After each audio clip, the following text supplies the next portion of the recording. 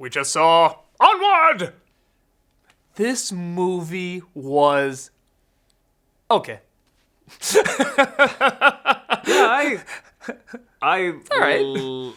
liked it? Question mark. It's a slow burn, man. It is a very slow burn movie. When it started, I'm just like, yeah, I thought this did not go where I thought it was going. This is just gonna be an average kids film, but like an okay kids film and stuff. And then as it kept going, I'm like, all right, it's getting a little funnier, it's getting a little more clever. And then by the end, I'm like, oh, that's nice. That's a nice story.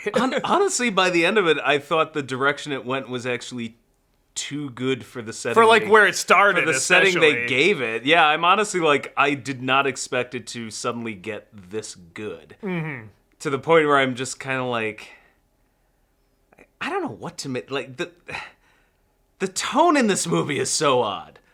Like, I think I really enjoyed the story. And where the story's great. The story by far is the best part. Yeah. I honestly, and this is gonna sound insane because this is the trailer was just banking on this entirely. I could have done without all the fantasy shit. I really like the whole Zootopia bright style setting of all. I'm just like, when it's all said and done, I'm like, it all just seemed like kind of a distraction. Like that was just how to just not for me. What I like, I know you're talking about the world. The world is not especially engaging. It's just it's people, but they're trolls or they're elves and stuff. Even the jokes, like most of the jokes were just very predictable fantasy trope jokes. Like I feel like Shrek did this. Oh yeah, 20 years ago. Pixar did these a lot better, but see, for me, Pixar's done it better. The first half hour, I mean, we're predicting the jokes. Like this cop's coming in, they hear a horse, and I'm like, he's a centaur. Come on, show, he's a centaur. And we're doing this for some of the jokes, but as soon as the quest started, I thought that's when it kind of came alive. That's when the real laughs started. That's when, in my opinion, the real emotions started to go. And, the real emotions started. Even the laughs, like, it wasn't like... It's like not their strongest laughs, no. No, a lot of Pixar films, like, I'll laugh out loud, like, really hard. There may have been one joke at the end involving a dragon that I'm like, okay, that got me. That was very funny, yeah. Even the quote-unquote, the bikers, you know, even that joke, I'm like, it was kind of like, they're like, you know what, everything in this movie, I'm just like, it's cute. Like, but it was not like, haha, that's hilarious. It was just... It's cute. I thought it got pretty adorable. Funny. Like, I like the again. We won't give away the jokes, but I like the tavern. I do like the bikers. I like the van, particularly when there's a scene he has to do a particular something with a van that breaks his heart. But did the jokes feel really? Let me ask this: did they feel really that interesting to you? Like, no, they felt like something They felt like kind of like what Futurama does for a lot of its like future jokes or something. They felt like kind of just Futurama. Well, I do too, but like they don't feel like the stronger jokes. They just feel like, oh, that's your standard. No, I definitely like, seen funnier jokes, but no, where I think it works, I think, and the reason I really don't think taking out the fantasy element would be best is because I think the parts where it works best is where, I don't know if I've ever seen this, they must have done this in film, where the spells that they're casting really tie into the journey of what they're going through. Like there's a great one where let me rephrase this. Well, hold on, just to give an idea. Well, no, because I don't seen it. I don't want people getting the wrong impression. I'm not saying no magic. I'm just saying this modern style fantasy setting of like, well, it's like bright. It's like a city. It's like our world, but with like. And they do things where like, oh, well, the pet's a dragon. And then there's the unicorns are like raccoons. Like, over time, it just started feeling like little distractions. Like, well, and it's something that's the issue. Not that, like, you need magic for this story to work. Yeah. Absolutely. I'm not saying get rid of all magic. I'm just saying that... The fantasy element. Okay, I see what you're saying. I would say the Zootopia. Like, they're animals, but it's like our world. It's like that style, like, for some reason here, just wasn't, like, well, no, because Zootopia really created this world. You see that city. You don't see a city like that anywhere else. And the different parts of the city. This is just our world, but with, like, fantasy creatures. And you're right, that's not especially engaging. But what we were talking about, the magic element, you know, there's one scene where one of the boys has to, it's this giant cliff they have to go past, and they have to use a spell to create this invisible bridge, but it only works if you really believe the bridge is there. That alone is already hilarious. But then there's an element where sometimes he believes it, sometimes he doesn't, and it all ties into his confidence. The quest is very much about building his confidence and stuff. And the funny thing is, there's both a really funny and really suspenseful scene involving a rope where I'm both really laughing and really in suspense. Like, dude, just keep going. I didn't laugh that hard at it. Oh, I did. Which is fine, because I thought the scene was great, but it wasn't like haha funny. It was like, yeah, there's a couple jokes tucked within it, but I was just more like, I was just into it because I thought, what a great story element. And that's, when it gets away from the city, it keeps getting better and the quest. Better. When they go more for the quest, trying to learn more about each other. The whole kind of Chuck E. Cheese spoof, like, there were some little funny bits in there, and I'm like, okay, but again, I'm just like, that's cute. Like, see, I thought that was funny. I like her cracking. I love her snapping, and like, I don't want to give away too much. But again, it's just like, it's okay. There's a Chuck E. Cheese reference. I felt like once you were getting into the quote unquote wilderness, like, and it started getting like more high fantasy instead of when it just got more like, colorful too. Yeah, like, so it looked better. As I said, I'm not saying get rid of the fantasy or get rid of the magic. I'm just saying this Zootopia style, like, it got better the more it just started turning into like more high fantasy. Like, I liked him casting the spells with that. You can see it more just being done with people, like two boys that come across like this magic scepter, and it turns out that, you know, oh, it's like just like his game somehow or something like that, and you don't really need too much of the other fantasy.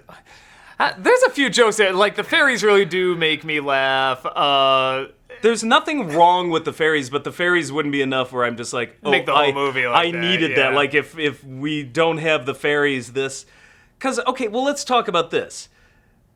There's a scene that comes seemingly out of nowhere, but I thought it was great. I thought it was acted incredibly by Chris Pratt. You talk about where they're on Holland. The boat, I guess we should say. Yeah, and like he's talking about how like, yeah, well, a missing memory of my dad. It's like not a spoiler, like, you know from the trailer that the dad's already dead. Like, fourth memory, I don't like to talk about much, but it was when Dad, you know, was dying, and he had, like, I was supposed to say goodbye, and he had tubes on him and was connected to all these machines, and I was super scared and this and that, and it's just a pure dramatic moment.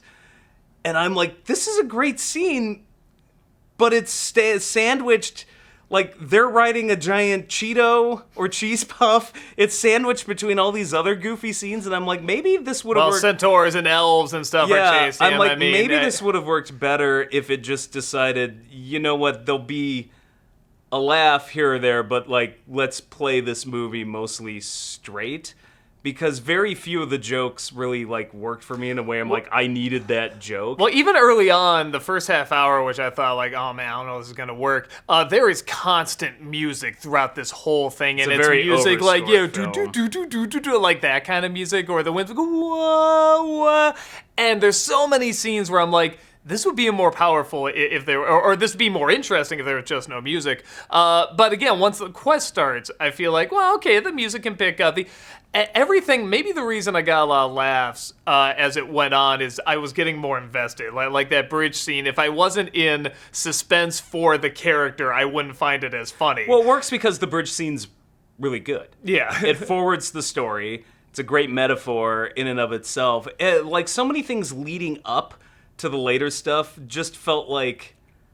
They just felt like filler to me. Like, well, we need to pad this movie on, like, here's some jokes. Like, once it got into the nitty-gritty of it at about the halfway point on, maybe the jokes started working because I was just giving more of a shit because they're actually revealing more about the characters. I think it's the same for me. I think it's just, for me, it's a little earlier. Like I said, as soon as they get to the tavern, that's when the movie turns on. Everything else is just kind of a nitpick for me. It's not that most of the jokes are like the most god-awful jokes you'll ever see. It's just... No, there's very They're just few kind of groaners, there, and I'm like, maybe...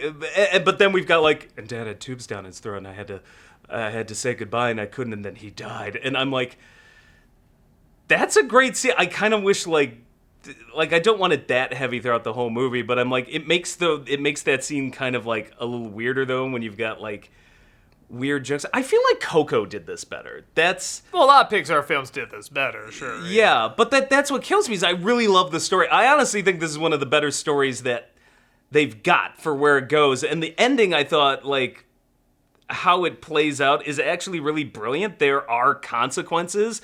It doesn't cheat. It's emotional. It's legit emotional. One of the characters has to make a choice, you know, and they don't cheat it. It's not one of those like, I have to make a choice. It's like, well, it's okay because in the end, we're like, I thought it was brilliant. They don't Frozen to it. Yeah, I just kind of wish the rest of the movie around that story, which was so good, would be more like, I think Coco like controlled that tone better. I think it's just a tonal issue where it's like, it's really lame kind of like sort of funny jokes here, like your standard fantasy stuff you see in Shrek or, you know, anything else. Like, we've kind of seen this done to that, and then this, like, amazing story. Yeah, no, if it had a world like Zootopia, I feel like this would have worked better. A world where it's like, man, how does you want to know how this works, and you kind of it's not good world building. No, you get it in the ironically because the whole thing is about him playing this game and building the world. It's great character building, not world building. Yeah, I actually really enjoy like.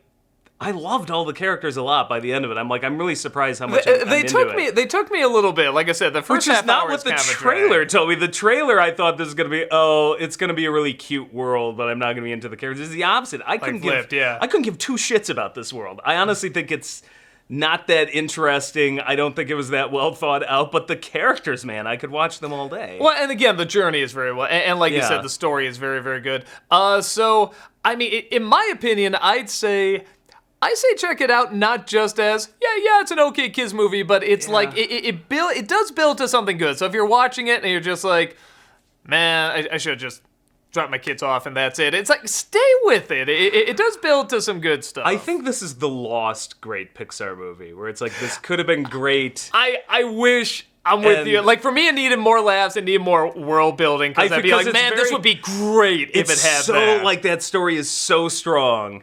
But because of everything else on the side that just sort of clutters it up and makes it like just kind of weird and tonally inconsistent, it's like, as a Pixar film, I feel like it's just somewhere dead center in the middle.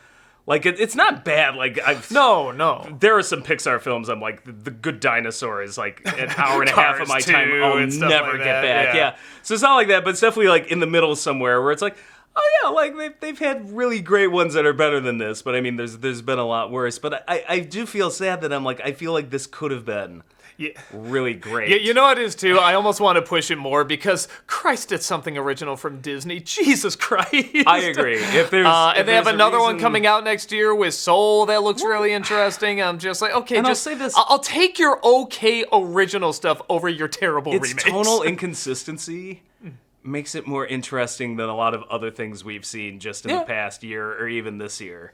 Like, because it's like AI, like how, like, you can argue that, AI has all these problems, but I'm like, those problems make it much more interesting to watch than if it were just bland. Yeah. So and I'm with you. I'm like, it's original.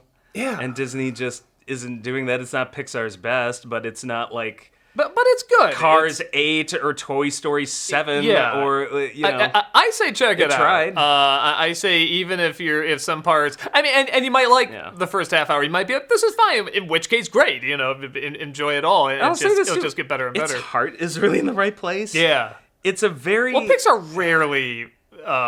loses focus of that. Its heart is almost always in the right place. It's a movie completely devoid of cynicism. Mm-hmm.